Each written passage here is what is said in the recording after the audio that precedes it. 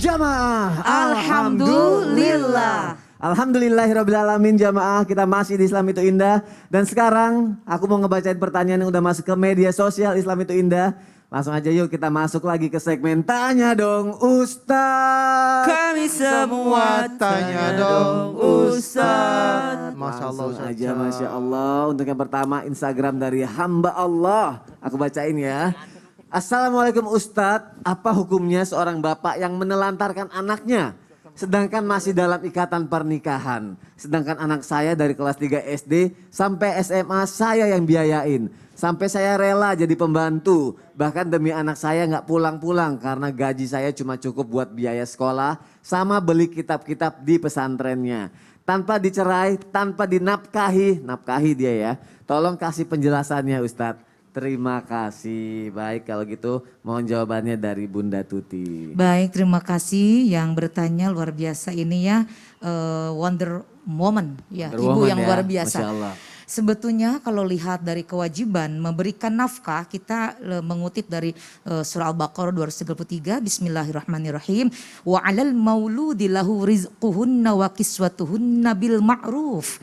Maka kewajiban ayahlah untuk memberikan nafkah kepada anaknya, baik sandang, pangan, pakaian maupun pendidikan. Nah, ketika ini terjadi digantung istri digantung kalau seperti ini dicerai tidak, tetapi dinafkahi tidak, dan istrilah yang memberikan nafkah atau menyekolahkan anak, memondokannya. Maka berdosa bagi suami yang seperti ini. Di sini adalah kalimatnya bagaimana hukum suami menelantarkan anak. Ini dosa besar. Kenapa? Karena kewajiban ayahlah yang untuk memberikan nafkah ataupun kebutuhan daripada seorang anak. Tapi bisa dilihat menelantarkannya ini apakah disengaja atau tidak. Lihat situasi dan kondisinya. Jikalau ayahnya ini mampu bekerja dan mendapatkan penghasilan dan ketika tidak memberikan kewajiban kepada anaknya, jelas ini dosa besar. Karena itu memang harus diberikan kepada putranya atau putrinya. Yang kedua, kalau memang betul-betul tidak mampu, maka disinilah bukan niat untuk menelantarkan, mungkin sudah berusaha, mungkin sudah berjuang, tapi memang betul-betul tidak. Maka di sini komunikasi, bagaimana ditanyakan, ini anak butuh sekolah, ini anak butuh untuk pesantren, bagaimana beli kitab-kitabnya. Saya sudah capek, bahkan saya sampai sudah bekerja, tapi ketika dilihat suaminya memang betul-betul tidak mampu, istri yang seperti ini yang solehah insya Allah tidak berkurang pahala sedekah insya Allah. Masya Allah, terima kasih Bunda Tuti untuk jawabannya. Semoga terjawab ya buat ibu yang ada di rumah. Dan aku mau bacain lagi nih pertanyaan selanjutnya. Masih dari Instagram hamba Allah. Ustadz, Assalamualaikum Ustadz. Banyak yang sekarang ketika bercerai curhat di medsos. Lama-lama malah buka aib. Nah itu gimana baiknya? Karena kan gak tahan juga kalau satu pihak bicara sesuatu. Pengennya pihak yang lain bicara juga. Apakah masih berlaku suami adalah pakaian istri jika sudah niat bercerai? Bukan istri pakaian suami ya, gimana tuh? Kalau udah cerai berarti udah pisah dong. Udah besar. Udah bukan ya? pakaiannya lagi. Udah bukan lepas pakaiannya lagi.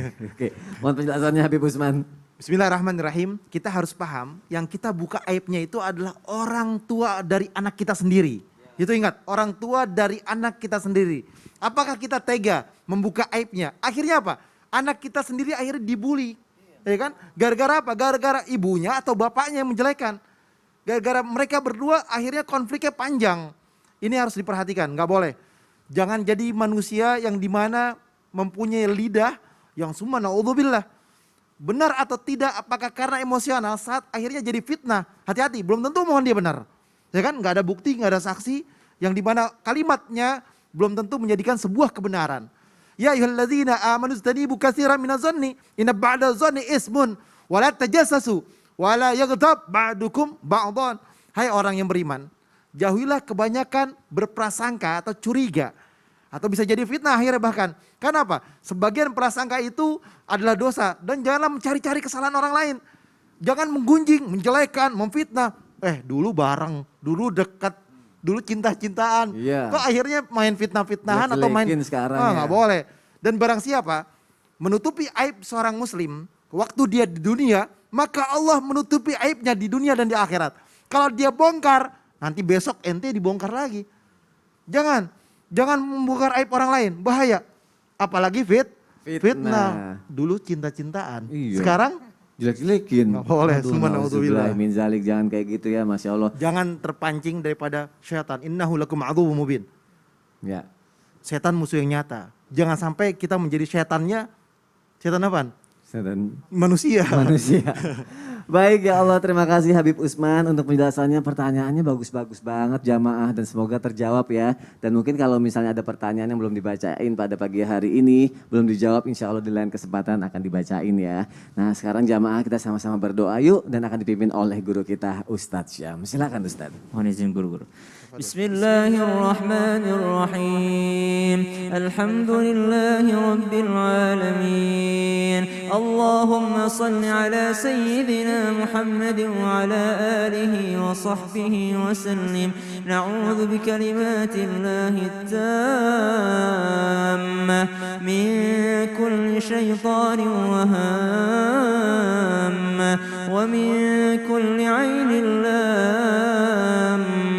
نعوذ بكلمات الله التامات من شر ما خلق بسم الله الذي لا يضر مع اسمه شيء في الأرض ولا في السماء وهو السميع العليم ربنا هب لنا من أزواجنا وذرياتنا قرة أعين واجعلنا للمتقين إماما اللهم أرنا الحق حقا وارزقنا اتباعه وأرنا الباطل باطلا وارزقنا اجتنابه اللهم بارك لنا في أزواجنا وأولادنا ولا تضرهم ووفقهم لطاعتك وارزقنا برهم ربنا آتنا في الدنيا حسنة وفي الآخرة حسنة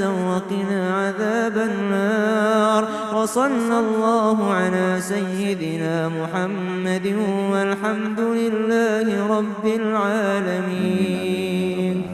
Terima kasih kepada guru-guruku yang tercinta. Terima kasih jamaah sudah menyaksikan Islam itu indah. Insya Allah besok kita ketemu lagi ya. Wassalamualaikum warahmatullahi wabarakatuh. Waalaikumsalam warahmatullahi wabarakatuh.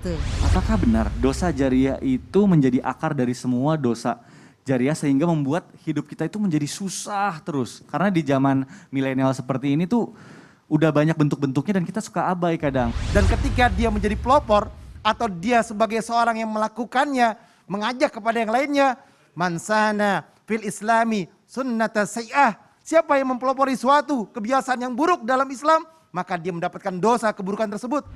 Kalau yang ayat yang pertama tadi menjelaskan dosa orang yang melakukan juga dicatat sama Allah. Yang kedua tuh dampaknya. Kalau ada seorang misalnya korupsi, ya, bukan hanya orang-orang yang dia ajak, tapi dampaknya terhadap negara, terhadap semua dicatat sama Allah, lalu kemudian nanti dipertanggungjawabkan. Perbuatan ketika kita membunuh atau mengambil satu jiwa yang mana itu adalah ketentuan Allah Subhanahu wa taala. Allah yang menghidupkan, Allah juga berhak mematikan. Kenapa kita membunuh orang lain? Bahkan hukum qisas pun itu enggak sembarangan.